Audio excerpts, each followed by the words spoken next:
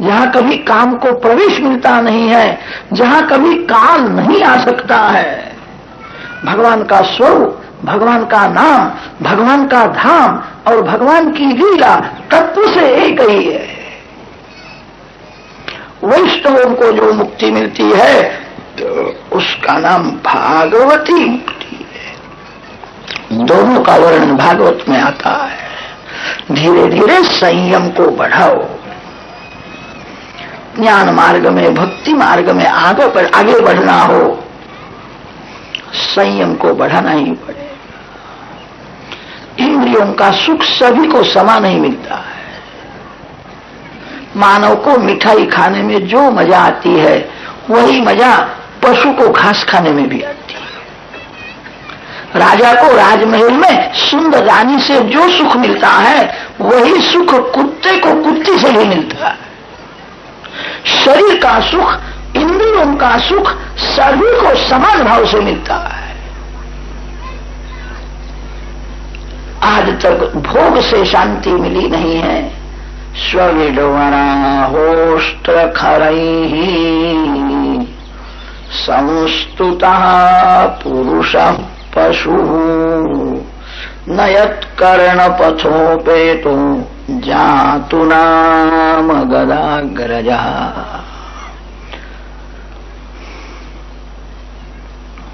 इंद्रियों को भक्ति रस में तरबोल करो। पाप करने के लिए भगवान ने आंख नहीं दी है, किसी की निंदा करने के लिए जीभ नहीं दी है। विवेक से व्यवहार का काम करो। प्रत्येक इंद्रिय से जो भक्ति करता है उसको मुक्ति का आनंद मिलता है। संत ऐसा मानते हैं, मानव जिस इंद्रिय से भक्ति नहीं करता उस इंद्रिय से पाप होता है। कथा में कान से आप भक्ति करते हो, आंख से भी भक्ति करो। वक्ता कथा करता है, श्री कृष्ण दर्शन करता हुआ वक्ता कथा करे। श्रोता कथा सुनता है, तब श्री कृष्ण में, भागवत श्री कृष्ण का स्वरूप है, भगवान में नजर रखो। जो आंख से भक्ति नहीं करता, आंख से पाप होने लगता। जिस इंद्रिय से मानव भक्ति नहीं करता है उस इंद्रिय से पाप होता है। कितने लोग कथा में बिना कारण चारे बाजू देखते रहते, फिर विचार करते हमारे गांव का यह नहीं है, दूसरे गांव से कहीं आया, ऐसा लगता है। जिस इंद्रिय से मानव भक्ति नहीं करता है उस इंद्रिय से पाप होगा। आंख से भक्ति करो, जीभ से भक्ति करो, कान से भक्ति करो, मन से भक्ति करो। तस्मात् भारत सर्वात्मा भगवान हरिरीश्वरः श्रोतव्यः कीर्तितव्यश्च ध्येयः पूज्यश्च नित्यदा। जो प्रत्येक इंद्रिय से भक्ति करता है उसको मरने से प्रथम मुक्ति के जैसा ही आनंद मिलता है। 3 अध्याय की कथा करने के बाद सुखदेव जी महाराज ने मंगलाचरण किया। टीकाकारों ने लिखा है 3 अध्याय की कथा की, तब तक सुखदेव जी महाराज को मैं कथा करता हूं यह भी याद नहीं आता। श्री कृष्ण दर्शन स्मरण में तन्मय होकर के बोलते हैं, मैं वक्ता हूं, भूल गए। नियम तो ऐसा है, कथा के आरंभ में मंगलाचरण करना चाहिए। 3 अध्याय की कथा करने के बाद 4th अध्याय में मंगलाचरण किया है। 3 अध्याय की कथा की, तब तक उनको देहभान नहीं था। श्री कृष्ण दर्शन में स्मरण में तन्मय होकर के बोलते थे। 3 अध्याय की कथा पूरी हो गई, फिर कुछ देहभान में आए, मैं कहां हूं? गंगा जी का दर्शन हुआ है, मैं गंगा किनारे बैठा हूं, बड़े बड़े ऋषि मेरी कथा सुनने के लिए बैठे हैं। सुखदेव जी महाराज कथा करते थे, उनकी कथा में सुखदेव जी महाराज के पूज्य पिता व्यास नारायण कथा सुनने के लिए बैठे थे। सुखदेव जी की कथा सुनने में व्यास जी को भी बहुत आनंद आता था। कैसा बोलता है, मेरा पुत्र है, मेरे को ऐसा लगता है मेरे से भी श्रेष्ठ है। मेरे पिताजी कथा सुनने के लिए बैठे, थोड़ा संकोच हुआ है। 4th अध्याय में मंगलाचरण किया। यत् यत्कीर्तनं यत्श्रवणं यदीक्षणं यद्वन्दनं यत्स्मरणं यदर्हणं मूकस्य सद्यो विधुनोति कल्मषम् तस्मै सुभद्रश्रवसे नमो नमः। तपस्विनो दानपरायशस्विनो मनस्विनो मन्त्रविदः सुमङ्गलाः क्षेमं न विन्दन्ति विनायदर्पणम् तस्मै सुभद्रश्रवसे नमो नमः। भगवान का स्वरूप मंगल, भगवान का नाम मंगल, भगवान की लीला मंगल, भगवान का धाम मंगल, भगवान का सब कुछ मंगल है। संसार अमंगल है। संसार में जहां देखो वहां काम का राज दिखता है। प्रायः सभी जीव काम के आदी नहीं रहते। काम को ऋषियों ने अमंगल माना है। काम अमंगल है। संसार काममय है, काम ही संसार है। काम नहीं है तो संसार नहीं है। काम सभी को धोखा देता है। काम सभी का शत्रु है। शत्रु होने पर भी वो मित्र के जैसा लगता है। काम किसी को सुख नहीं देता, सभी को दुख देता है। काम शक्ति का विनाश करता है। काम तन को बिगाड़ता है, काम मन को बिगाड़ता है, काम जीवन को बिगाड़ता है और काम ही मरण को बिगाड़ता है। काम शत्रु होने पर भी मित्र के जैसा लगता है। काम किसी को सुख नहीं देता, काम सभी का शत्रु है, काम सभी को धोखा देता है। इसीलिए ऋषियों ने काम को अमंगल माना है। भगवान को कभी काम का स्पर्श नहीं होता है। सूर्य के पास अंधकार नहीं जा सकता है। परमात्मा को काम का स्पर्श नहीं होता, इसलिए भगवान का सब कुछ मंगलमय है। मंगलमय परमात्मा नारायण के चरण में वारंवार वंदन। परीक्षित राजा का प्रश्न है, जगत की उत्पत्ति कैसी होती है? ऐसा ही प्रश्न एक बार नारद जी ने ब्रह्मा जी को किया था। ब्रह्मा जी ने नारद जी को जो उपदेश दिया वह कथा मैं तेरे को सुनाता हूँ। प्रलय काल में सबको भगवान पेट में रखते हैं, शेष शैया में शयन करते हैं। वेदों ने वर्णन किया है, नासदासी नो सदासी तदानीम नासीद्रजो नो व्योमा परोयत। सबको पेट में रखते हैं, भगवान शेष शैया में शयन करते हैं। सृष्टि के आरंभ में प्रभु को खेलने की इच्छा होती है। भगवान को खेलने की इच्छा होती, यही माया है। ब्रह्म माया विशिष्ट जब होता है तब जगत की उत्पत्ति होती है। माया रहित शुद्ध ब्रह्म निष्क्रिय होता है। चावल बोने से चावल नहीं उत्पन्न होते, धान बोने से चावल उत्पन्न होते। चावल के ऊपर छिलका है तब उसको धान कहते हैं। ब्रह्म जब माया विशिष्ट होता है, परमात्मा को खेलने की इच्छा हुई, स एकाकी नहीं रमते सद्वितीयम ऐच्छत। प्रकृति पुरुष उत्पन्न होते हैं। प्रकृति पुरुष में से महत्तत्व, महत्तत्व में से अहंकार, अहंकार के तीन भेद हुए, सात्विक राजस तामस, तामस अहंकार में से पंच तन्मात्रा, राजस अहंकार में से इंद्रिय और सात्विक अहंकार में से इंद्रियाभिमानी देव उत्पन्न हुए। कैसे उत्पन्न हुए? भगवान ने संकल्प किया। भगवान के संकल्प में ऐसी शक्ति है, यह संकल्प सृष्टि है। भगवान ने संकल्प किया, महत्त्व उत्पन्न हो गया। पंच ज्ञानेन्द्रिय, पंच कर्मेंद्रियों की उत्पत्ति हुई है। फिर तो भगवान के नाभि में से ब्रह्मा जी प्रकट हुए। ब्रह्मा जी विचार करने लगे, जिस कमल में मैं बैठा हूं इसका मूल कहाँ है? मूल शोधने का प्रयत्न बहुत किया, सफलता मिली नहीं। ब्रह्मा जी को भय लगा, मैं क्या करूं? 21वां अक्षर सुना है, 16वां अक्षर है त और 21वां अक्षर है प। तप तप तप स्पर्शेषु यत् षोडशमेकविंशम्। तप तप तप ऐसी आकाशवाणी ब्रह्मा जी ने सुनी है। ब्रह्मा जी ने तपश्चर्या की है। ओम नमो नारायणाय, ओम नमो नारायणाय, ओम नमो नारायणाय महामंत्र का जप किया। ब्रह्मा जी को नारायण का दर्शन हुआ। सृष्टि के आरंभ में भगवान ने ब्रह्मा जी को भागवत की कथा सुनाई। 4 श्लोकों में भागवत की कथा सुनाई, उसको चतुश्लोकी भागवत कहते हैं। ये जगत नहीं था तब भगवान थे। ये जगत दिखता है तो सभी में भगवान मिले हुए। जगत का विनाश होगा तभी भगवान विराजमान रहेंगे। भगवान होने पर भी भगवान नहीं दिखते हैं, इसका कारण माया है।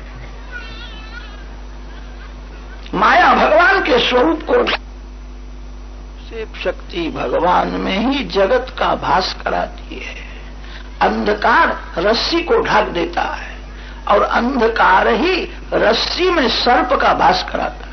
सर्प नहीं है तो भी सर्प दिखता है, रस्सी है तो भी नहीं दिखती है।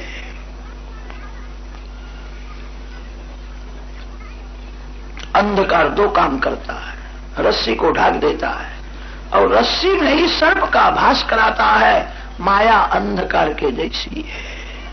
माया परमात्मा के स्वरूप को ढक देती है और माया से ही भगवान में जगत का भास होता है। ऋतेर्थम यत् प्रतीयेत न प्रतीयेत चात्मनि तद विद्यादात्मनो मायाम यथा भासो यथा तमः। दिखती है, छाया को कोई पकड़ नहीं सकता।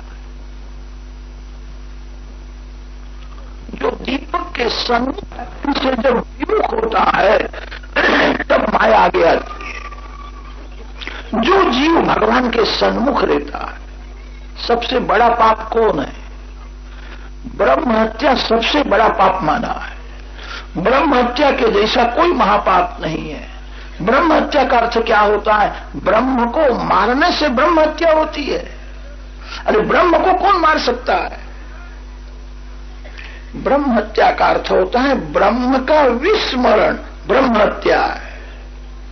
जीव जब भगवान को भूल जाता है, जीव भगवान से जब विमुख होता है तब तो माया आगे आती है। जो भगवान के सन्मुख रहता है, माया उसके पीछे खड़ी रहती है।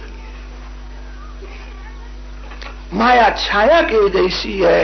राजा का प्रश्न है कि महाराज जीव तो चेतन है, भगवान का अंश है, माया चेतन नहीं है, माया जड़ है। जड़ और चेतन की गांठ कब से पड़ी है? माया का जीव के साथ संबंध क्यों हुआ है, कब से हुआ है? सुखदेव जी महाराज वर्णन करते हैं, राजन यह प्रश्न बराबर नहीं है।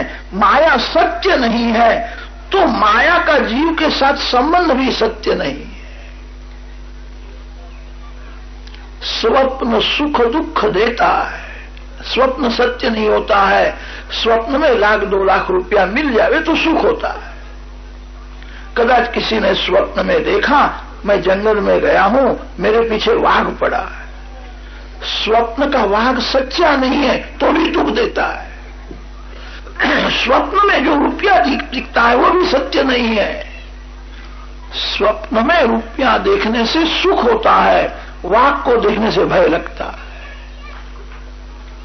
स्वप्न सत्य नहीं है तो भी सुख दुख देता है। माया सत्य न होने पर भी सुख दुख देती है। जो सोया हुआ है उसी को स्वप्न दिखता है, जो जागता है उसको स्वप्न नहीं दिखता है। जागो यो हवै जागार तम मृचः कामयन्ते, यो हवै जागार तम सामान्यन्ते। जागने वाले को भगवान मिलते हैं, जो सोया हुआ है उसको संसार मिलता है। भगवान श्री कृष्ण जब प्रकट हुए हैं तब जगत में दो जीव जागते थे, वसुदेव और देवकी। संसार गाढ़ निद्रा में है। जो सोया हुआ है उसको संसार मिलता है, जो जागता है उसको भगवान मिलते हैं। जागो। कदाच आपको शंका होगी, रात भर जागना ही पड़ता है क्या? संसार का कोई भी सुख जिसको मीठा लगता है, जिसका मन संसार सुख में फंसा हुआ है, वह सोया हुआ है। संसार का सभी सुख जिसको तुच्छ लगता है वही जागता है। जागने वाले को भगवान मिलते हैं। वसुदेव देवकी जागते थे, उनके सन्मुख चतुर्भुज नारायण प्रकट हुए। जागो। स्वप्न जो सोया हुआ है उसी को दिखता है, जागने वाले को स्वप्न दिखता नहीं है। माया स्वप्न के जैसी मिथ्या है। माया का जीव के साथ संबंध सत्य नहीं है। माया सत्य नहीं है तो माया का जीव के साथ संबंध सत्य कैसा होवे? आत्म मायामृते राजन परस्यानुभवात्मनः न घटेतार्थ संबंधः स्वप्न द्रष्टुरिवांजसा। स्वप्न देखने वाला घर में है, वो जंगल में गया ही नहीं है। स्वप्न देखने वाले का स्वप्न के दृश्य पदार्थ के साथ संबंध हुआ ही नहीं। स्वप्न के दृश्य पदार्थ सत्य नहीं है, स्वप्न देखने वाला सच्चा है। स्वप्न काल में स्वप्न देखने वाला अपने स्वरूप को भूल जाता है, तभी स्वप्न दिखता है। जिसको बराबर याद है मैं घर में हूं, उसको स्वप्न नहीं दिखता है। स्वप्न काल में जीव अपने स्वरूप को भूल जाता है, तब स्वप्न दिखता है। स्वप्न देखने वाला जो है उसका स्वप्न के दृश्य पदार्थ के साथ संबंध हुआ ही नहीं। स्वप्न में भास होता है। माया का जीव के साथ सच्चा संबंध नहीं है। माया कब से उत्पन्न हुई है कोई नहीं कह सकता है। माया अनादि है। यूपी में रहने वाले को पूछो कि कानड़ी भाषा तेरे को आती है, वो कहेगा मेरे को कानड़ी भाषा नहीं आती है। उसको प्रश्न करो कानड़ी भाषा का अध्ययन कितने वर्ष से तेरे को है? वो कह सकता है 10 वर्ष से कि 20 वर्ष से।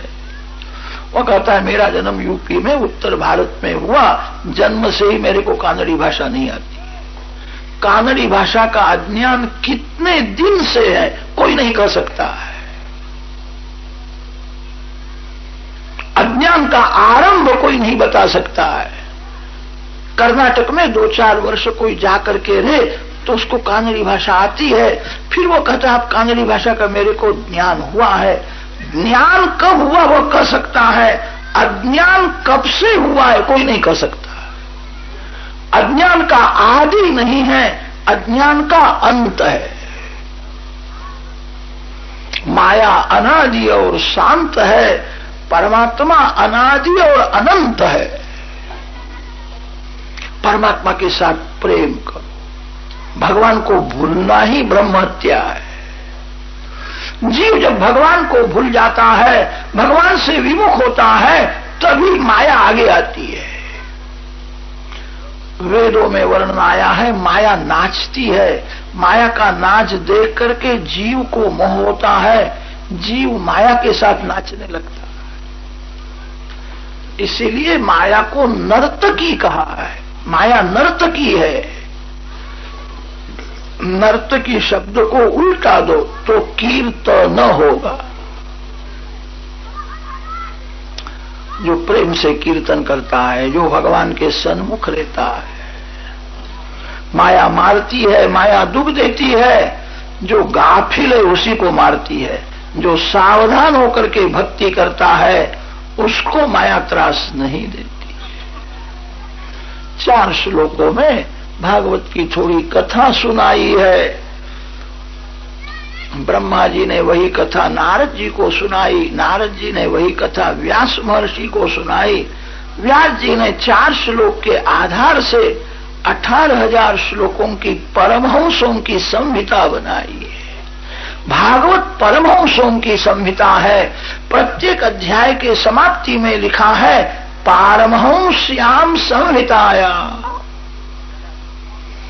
4 श्लोक के आधार से 18,000 श्लोकों की भागवत परमहंस संहिता बनाई। व्यास जी ने सुखदेव जी महाराज को यह कथा सुनाई।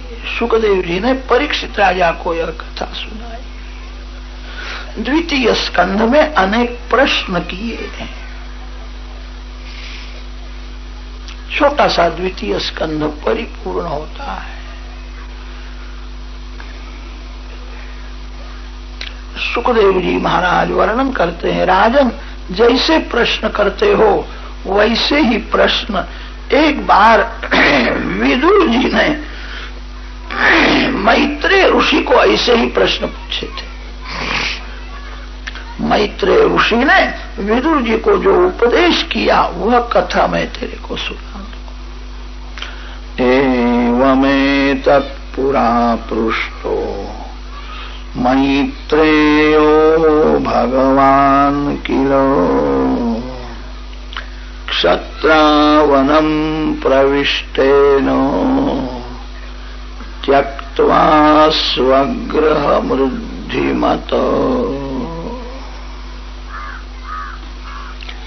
परीक्षित राजा ने सुंदर प्रश्न किया है। विदुर जी महाराज तो महान भगवत भक्त है, जिसको अंदर से भक्ति का रंग लगा है, उसको बहुत यात्रा करने की जरूरत ही नहीं। सबसे बड़ा तीर्थ कौन है? अपने मन को सर्वकाल पवित्र रखना ही महान तीर्थ है। तुलसी जब मन शुद्ध भयो तब तीर्थ तीर गयो न गयो। खराब विचार मत करो, मन से पाप न करो। मन को जो पवित्र रखता है वो महान तीर्थ में रहता है। भक्ति का जब रंग लगता है, अंदर से भक्ति का रंग लगने के बाद यात्रा करने की बहुत जरूरत नहीं पड़ती है। विदुर जी महाराज तो महान भगवत भक्त है। जहां बैठ करके नारायण का ध्यान करे, जहां बैठ करके नारायण का स्मरण करे, जप करे, वह तीर्थ हो जाए। विदुर जी घर छोड़ करके यात्रा करने के लिए क्यों गए थे? विदुर जी को यात्रा करने से क्या लाभ था? मैत्रेय ऋषि ने विदुर जी को जो उपदेश दिया वह कथा सुनने की मेरी इच्छा है। सुखदेव जी महाराज वर्णन करते हैं, राजन श्रवण करो। विदुर जी को यात्रा करने की इच्छा नहीं थी। घर में कैसा प्रसंग हो गया, विदुर जी को घर छोड़ना पड़ा। धृतराष्ट्र ने पांडवों के साथ बहुत अन्याय किया। विदुर जी को अच्छा लगा नहीं। विदुर जी ने धृतराष्ट्र को सुनाया है, तू चोरी करता है, आधा राज पांडवों का है। दूसरे का धन जो हड़प करता है वो चोरी है। शास्त्रों में तो ऐसा लिखा है, बहुत कम परिश्रम करके जो ज्यादा पैसा कमाता है वो चोरी है। परिश्रम के अनुसार पैसा कमाना योग्य है। बहुत कम परिश्रम करके जो ज्यादा धन कमाता है चोरी के जैसा ही पाप है। धृतराष्ट्र अंधा है। जिसके आंख में पैसा है वह आंख होने पर भी अंधा हो जाता है। आंख में पैसा न आवे, आंख में काम आवे नहीं, आंख में परमात्मा को रखना है। भक्ति में आंख मुख्य है। जिसकी आंख बिगड़ी हुई है वो भक्ति नहीं कर सकता। धृतराष्ट्र अंधा है। विदुर जी ने धृतराष्ट्र को समझाया है, अर्धा राज पांडवों का है, पांडवों को देना चाहिए। धृतराष्ट्र ने माना नहीं, तब विदुर जी ने घर छोड़ दिया है। धृतराष्ट्र के कुसंग में मेरी बुद्धि बिगड़ जाएगी, इसलिए घर का त्याग किया। विदुर जी पत्नी के साथ गंगा किनारे एक छोटी सी झोपड़ी में रहने लगे। पांडव वन में भक्ति करते हैं, विदुर जी गंगा किनारे भक्ति करते थे। विदुर जी ने अपने जीवन में कार्यक्रम ऐसा बनाया था, मन को संसार में जाने देते ही नहीं। मन आपका है, आप मालिक हो, मन आपका नौकर है। लोग कहते हैं मन बहुत पाप करता है, मन आपकी प्रेरणा बिना पाप नहीं करता है। मन को स्वतंत्र सत्ता कहां है? आत्मसत्ता से मन पाप करता है। आपका मन नौकर है, आप मालिक हो। आप मन को पाप करने की छूट क्यों देते हो? एक मिनट भी अपने मन को संसार में मत जाने दो। मन भगवान से जब दूर जाता है तभी पाप होता है। विदुर जी सावधान है, ध्यान करते हैं, जप करते हैं, पूजा करते हैं, कीर्तन करते हैं, घर में ही कथा करते हैं। मेरा मन भगवान से दूर न जाए। आपका मन आपकी प्रेरणा से ही पाप करता है। आत्मा की प्रेरणा बिना मन पाप नहीं कर सकता है। आपके मन को आपको ही सुधारना है। आपका मन दूसरे किसी को दिखता नहीं है, आपका मन आपको ही दिखता है। मन को किसी अच्छे काम में लगा दो। एक बार मन को पाप करने की छूट दोगे, मन फिर से मांगेगा। फिर तो मन को पाप करने में मजा आवेगी। मन में पाप घर करेगा, फिर पाप जल्दी नहीं छूटेगा। आपके मन को पाप करने की रजा क्यों देते हो? आप मालिक हो, मन आपका नौकर है।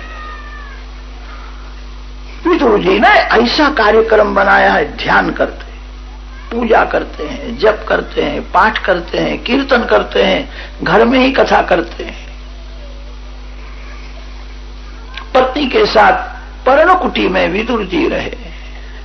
धृतराष्ट्र ने विचार किया, विदुर मेरा भाई है, वो घर छोड़ करके गया है, कदाच भीख मांगने के लिए जावे तो जगत में मेरी अपकीर्ति होगी। धृतराष्ट्र ने अपने नौकरों को कहा है, गाड़ी में सब कुछ भरो, विदुर जी कहीं मांगने के लिए जावे नहीं। अन्न दो, वस्त्र दो, बर्तन दो, सब कुछ उसको देना है, मेरा भाई है। धृतराष्ट्र के सेवक गाड़ी में सब सामान लेकर के आए हैं। विदुर जी को कहा है, आपके भाई ने भेजा है। पापी धृतराष्ट्र का अन्न लेने की विदुर जी को इच्छा नहीं है। विदुर जी पत्नी की परीक्षा करते हैं। पत्नी को कहा है, मेरे भाई ने भेजा है, घर में रखो। विदुर पत्नी ने कहा, भाई आपका बहुत पाप करता है, इसलिए उसका संग छोड़ दिया। उसका अन्न खाने की आपको क्यों इच्छा होती है? यह अन्न पेट में जाएगा, मन बहुत बिगड़ेगा। मैं गंगा किनारे खाने के लिए नहीं आई, सतत भक्ति करने के लिए। कितने लोग घर छोड़ करके गंगा किनारे भक्ति करने के लिए तो जाते हैं, वहां जाने के बाद उनको घर बहुत याद आता है। कितने लोग घर में पत्र लिखते हैं, एक अचार की बरनी भेज देना। अरे तेरे को अचार खाना था तो घर छोड़ करके आया काहे को? जिसको सादा भोजन भाता है वही भक्ति कर सकता है। भक्ति का अलौकिक आनंद लेना है। भोजन के स्वाद में जिसका मन फंसा हुआ है उसको भक्ति का आनंद नहीं मिलता। मैं आज तक मैंने बहुत खाया है, गंगा किनारे में भक्ति करने के लिए आई हूं। विदुर जी पत्नी को समझाते हैं, भोजन करना भी भक्ति है। भोजन न करने से शरीर दुर्बल हो जाएगा। शक्ति से ही भक्ति होती है। भगवान को भोग लगावेंगे, भोजन करेंगे, क्या हर्ज है? विदुर पत्नी ने कहा, यह अन्न पेट में जाएगा तो मन बहुत बिगड़े। विदुर जी समझाते हैं, मेरी वृद्धावस्था है, अब पैसे के लिए मैं प्रवृत्ति नहीं कर सकता, भगवान ने भेजा है। विदुर पत्नी ने कहा, आप प्रवृत्ति मत करो, बहुत है। दिन भर हम भक्ति करेंगे, अति से भूख लगेगी तब दो चार टिक्कड़ मैं बनाऊं, आप 1-2 टिक्कड़ खाओ, मैं 1-2 टिक्कड़ खाऊं। भूख लगने पर जो कुछ मिलता है वह अमृत से भी मधुर लगता है। भोजन में स्वाद नहीं है, भूख में स्वाद है। जिसको अतिशय भूख लगी है, दिन भर भक्ति करेंगे, आज तक बहुत खाया है, मेरे को टिक्कड़ में संतोष है। गंगा किनारे तानमलजा की भाजी बहुत होती, ले आऊंगी। अब पैसे के लिए प्रवृत्ति मत करो। ऐसी लायक पत्नी होवे तो गृहस्थाश्रम में भक्ति होती है। पत्नी लायक न होवे तो गृहस्थाश्रम में पाप करना ही पड़ता है। यह लाना है, वह लाना है, लाओ लाओ बहुत करती है। कैसा लावे, कहां से लावे, पाप करना ही पड़ता है। विदुर जी विचार करते हैं, मेरी पत्नी कोई स्त्री नहीं है, संत है।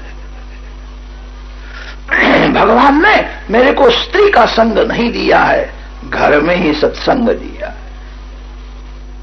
मेरे ऊपर भगवान की बहुत कृपा है।